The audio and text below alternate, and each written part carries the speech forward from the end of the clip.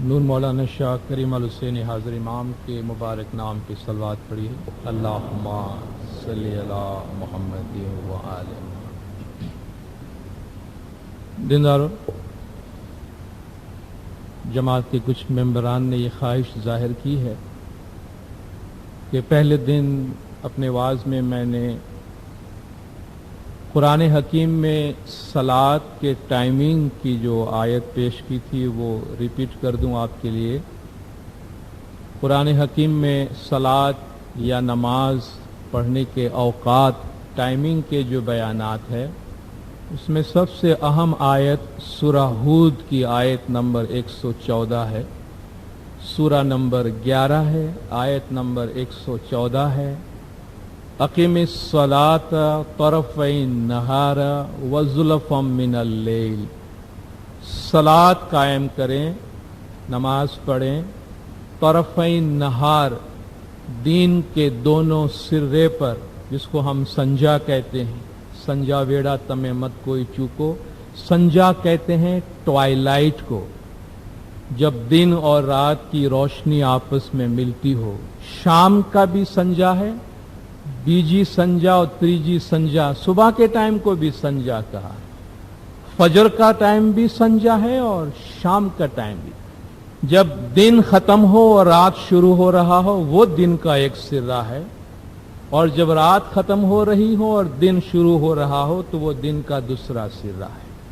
تو خدا فرماتا ہے کہ نماز قائم کریں، صلاۃ قائم کریں دن کے دو سرے پر، یعنی ایک صبح جب دن طلوع ہوتا ہے، دوسرا جب دن ختم ہو رہا ہو، وَزُلَفًا مِّنَ اللَّيْلِ، اور جب تھوڑی سی رات گزر جائے، یعنی رات کا آغاز ہو جائے، اس میں کوئی ٹائم نہیں دیا، زُلَفًا مِّنَ اللَّيْلِ، جب رات تھوڑی سی گزر جائے۔ اِنَّ الْحَسَنَاتِ يُذْهِبْنَ السَّيِّئَاتِ، اچھائیاں برائیوں کو دور کر دیتی ہے۔ ذالک ذکریٰ للذاکرین، جو سمجھنے والے ہیں، ذکر کرنے والے ہیں، یاد رکھنے والے ہیں، ان کے لیے یہ ایک بہت اچھی یاد دہانی ہے۔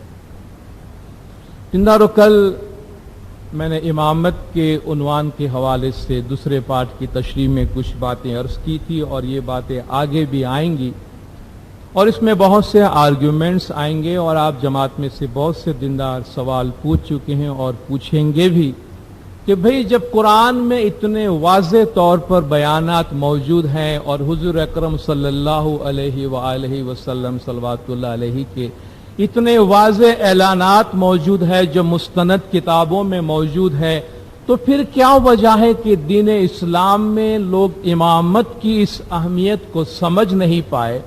بہت بڑی اکثریت ہے جو امامت کو اس طریقے سے تسلیم نہیں کرتی جس طرح کہ ہم تسلیم کرتے ہیں۔ دیندارو، یہ ایک پولیٹیکل ڈیولپمنٹ ہے۔ بہت سی سیاسی وجوہات کے بنا پر دین اسلام میں، دین اسلام کی معاشرتی صورتحال میں بہت سی تبدیلیاں ہوئی ہیں، اور اس کے لیے ضروری ہے کہ ہم کچھ کتابوں کا مطالعہ کریں، ہم کچھ بھی پڑھیں، اور آپ میں سے جو پڑھنے کے شوقین ہیں، پڑھنا چاہتے ہیں، میں ایک دو کتابوں کا نام آپ کو دینا چاہوں گا۔ ایک انگریز آتھر ہے، ان کا نام ولفریڈ میڈلنگ ہے، ان کی کتاب دا سکسیشن ٹو محمد، یعنی محمد کی جانشینی کا مسئلہ، بہت اچھی پائیدار کتاب ہے، مگر اس وقت وہ انگریزی میں ہے، جو انگریزی میں پڑھنا چاہتے ہیں پڑھیں۔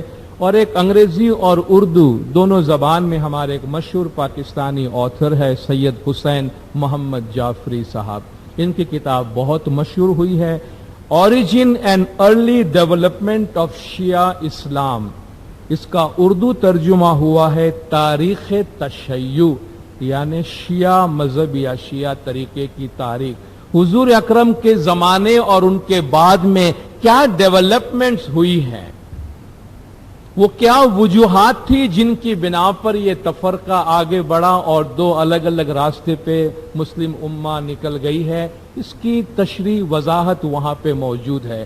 تو جہاں ہم واعظوں میں یہ باتیں سنتے ہیں، نیچے طریقہ بورڈ کے سٹال پر بھی آپ کو کتابیں دستیاب ہے، اس سے استفادہ کر سکتے ہیں، اور اس کے ساتھ ساتھ چند اور اہم کتابیں ہیں، ان کو بھی اگر ہم پڑھیں تو ہمارے لیے بہت مفید ہوگا۔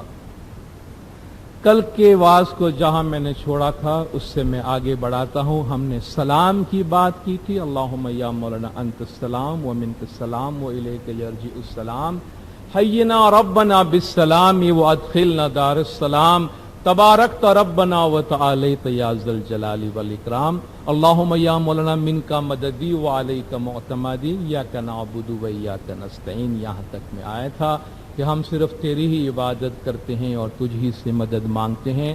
اور اس کے بعد ہم اپنی ایک اہم پریئر جو بہت ہمارے دل اور ہمارے جان سے قریب ہے، ہم وہ دعا مانگتے ہیں کہ یا علی بلطفک ادرکنی، اے علی اپنے لطف و کرم سے ہماری مدد کو پہنچ. یہاں ایک فرق آتا ہے ہماری دعا کے اندر بھی، وہ یہ ہے کہ اب تک ہم اللہم اللہم کے طور پر اپنی دعا پڑھ رہے ہیں. آگے چل کر یا امام زمان بھی آتا ہے.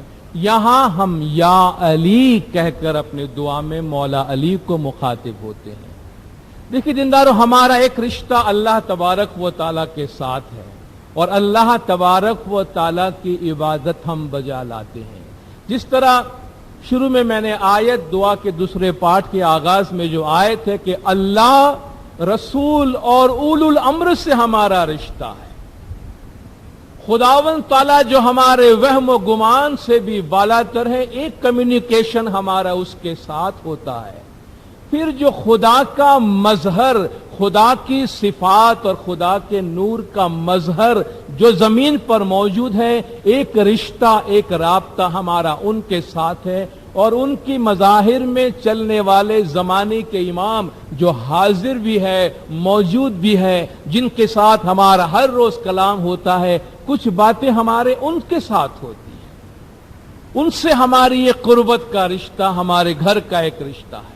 تو ہماری دعا کو اس طریقے سے بنایا گیا ہے کہ ہم زمانے کے امام سے بھی کلام کرتے ہیں.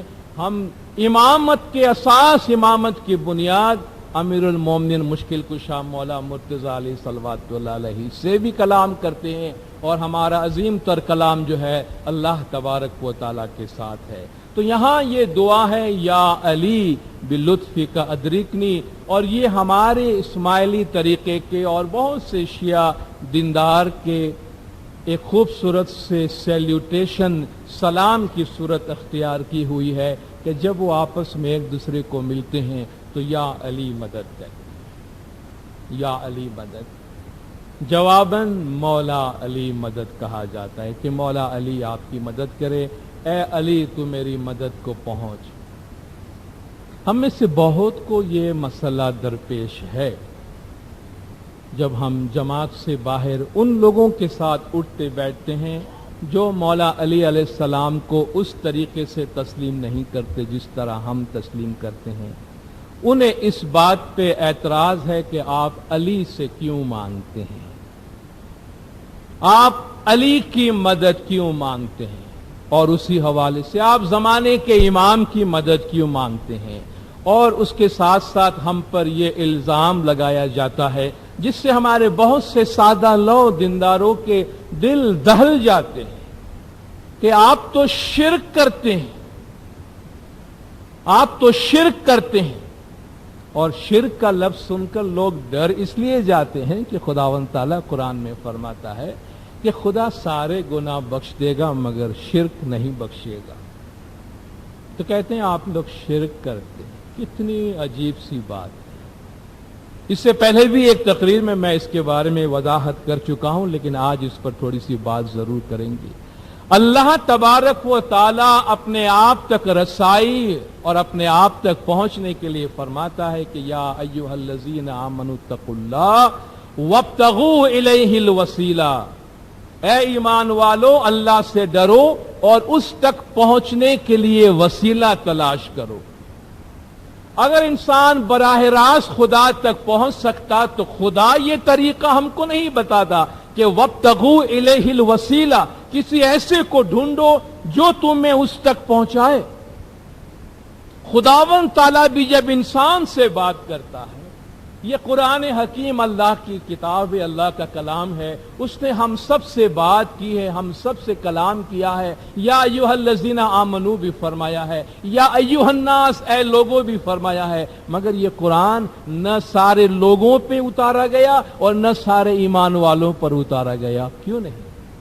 ہم سے خدا بات کر رہا ہے، انسانوں سے خدا بات کر رہا ہے تو ڈائریکٹ انسانوں سے بات کرتا، مگر انسانوں تک اپنا کلام پہنچانے کے لیے خدا انسانوں میں سے کسی کو منتخب کرتا ہے جو خدا کا کلام سمجھ سکتا ہے، جس کے ذریعے سے خدا انسان تک رسا ہوتا ہے۔ اگر خدا انسان تک رسا ہونے کے لیے بیچ میں وسیلہ رکھتا ہے تو انسان خدا تک بغیر کسی وسیلے کے پہنچے گا؟ انسان خدا تک بغیر کسی وسیلے سے رابطہ قائم کرے گا؟ تو یہ تو خدا کا امر اور خدا کا فرمان ہے۔ اور دین اسلام میں امیر المومنین مشکل کشا مولا مرتضی علی صلوات اللہ علیہ کی جو شان ہے، ان کو وہ لوگ بھی نہیں چھپا سکے ہیں جو مولا علی کو بھلے امام کے طور پر تسلیم نہیں کرتے، لیکن جہاں مدد کی بات آتی ہے، جہاں شجاعت کی بات آتی ہے، جہاں بہادری کی بات آتی ہے، آج بھی آپ لے لیے پاک افواج کے اندر بھی آپ جائیے، جب کوئی بڑے سے بڑا کارنامہ انجام دینا ہوتا ہے تو انہیں نعرہ حیدری یاد آتا ہے۔ جب شجاعت کی نشانی ہوتی ہے تو نعرہ حیدری یا علی کو پکارتے ہیں، اور کوئی شخص بہادری کی انتہائی بہادری کا مظاہرہ کرتے ہوئے اپنے ملک کی خاطر اپنی جان قربان کر دیتا ہے تو اس عظیم ترین قربانی پر اس کو کون سا اعزاز دیا جاتا ہے؟ اسے نشان حیدر دیا جاتا ہے، زندگی میں نہیں دیا جاتا ہے۔ اگر جان جیسی انمول چیز اس نے قربان کی ہے تو مولا علی کی بہادری کی، شجاعت کی، مدد کی یاد دہانی کے طور پر اسے یہ تمغہ پیچھے سے دیا جاتا ہے، پوسٹ ہیومسلی ان کے مرنے کے بعد دیا جاتا ہے کہ تم نے شجاعت کی بہت بڑی علامت اور بہت بڑی نشانی پیش کی ہے۔ حضور اکرم صلی اللہ علیہ وآلہ وسلم خود اپنی زندگی میں بار بار یہ فرماتے رہے کہ مجھے علی سے مدد ملی ہے، اس دین کو علی سے مدد ملی ہے۔ ان اللہ اید ھذا الدین بعلی، اللہ تبارک و تعالی نے دین اسلام کی مدد علی کے ذریعے سے کی ہے۔ حضور اکرم نے جب آپ کو نبوت ملی ہے تو 3 سال تک آپ کو حکم تھا کہ آپ خاموشی سے کام کرے۔ 3 سال کے بعد آپ کو حکم دیا گیا کہ وہ انذر عشیرتک الاقربین، اب آپ اپنے رشتہ داروں کو، قرابت داروں کو بلائیے اور ڈرائیے۔ تو حضور نے تمام سرداران قریش کو، اپنے اہل خاندان کو بلایا۔ 40 اور 43 سال آپ کی عمر ہے، بڑے بڑے سردار وہاں موجود ہیں، سب کے دلوں میں کچھ شک و گمان تو ہے کہ بھئی یہ محمد کچھ گمسم سا رہتا ہے، الگ تھلگ سا رہتا ہے، آج کچھ پیغام دینے کے لیے بلایا ہے، نہ معلوم کیا کہنے کے لیے بلایا ہے۔ اور مولا مرتضی علی صلوات اللہ علیہ 13 سال کے جوان بچے کے طور پہ وہاں موجود ہے، اور اللہ کے فرمان کے مطابق حضور ان کے سامنے اعلان کرتے ہیں کہ مجھے اللہ نے رسول بنا کر بھیجا ہے تو تم سب میری بات مانو اور میری پیروی کرو۔ تو سارے بزرگ لوگ بیٹھے تھے، ہنسنے لگے، مذاق کرنے لگے کہ اس سے کیا ہو گیا ہے، یہ کس قسم کی باتیں کر رہا ہے۔ ان میں حضور آگے یہ فرماتے ہیں کہ مجھے خدا نے رسول بنا کر بھیجا ہے، کہو تم میں سے کون ہے جو اس کام میں میری مدد کرے گا؟ اب کون یہ رسک لینے کو تیار ہے اس وقت کہ سارا زمانہ آپ کا دشمن ہو جائے؟ تو مولا مشکل کشا مرتضی علی صلوات اللہ علیہ چھوٹی سی عمر میں کھڑے ہوئے، فرمایا یا رسول اللہ میں آپ کی مدد کروں گا۔ تو ان ہنسنے والوں کی ہنسی میں اور اضافہ ہو گیا کہ لو بھائی یہ بچہ اس کی مدد کرے گا۔ 3 دفعہ حضور نے یہ بات دہرائی تو حضور فرماتے ہیں یہ میرا بھائی ہے، یہ میرا وصی ہے، یہ میرا خلیفہ ہے، اور میں تمہیں حکم دیتا ہوں کہ تم میرے بعد اس کی بات سننا اور اس کی بات ماننا۔ تو ان کو اور بھی ہنسی آئے کہ لوگ ہم تو اس کی بات ماننے کو تیار نہیں ہیں، اور یہ ہمیں فرماتے ہیں کہ تم اس بچے کی بات ماننا.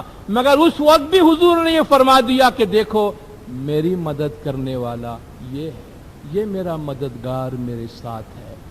حضور نے قرآن حکیم کی آیت کے مطابق اللہ تبارک و تعالی سے جو دعا مانگی ہے مدد کی، وہ دعا کی صورت یہ ہے کہ وَاجْعَلْ لِي مِن لَّدُنْكَ سُلْطَانًا نَصِيرًا، اے اللہ اپنے پاس سے میرے لیے ایک بہت زبردست مدد کرنے والا مقرر کر دے.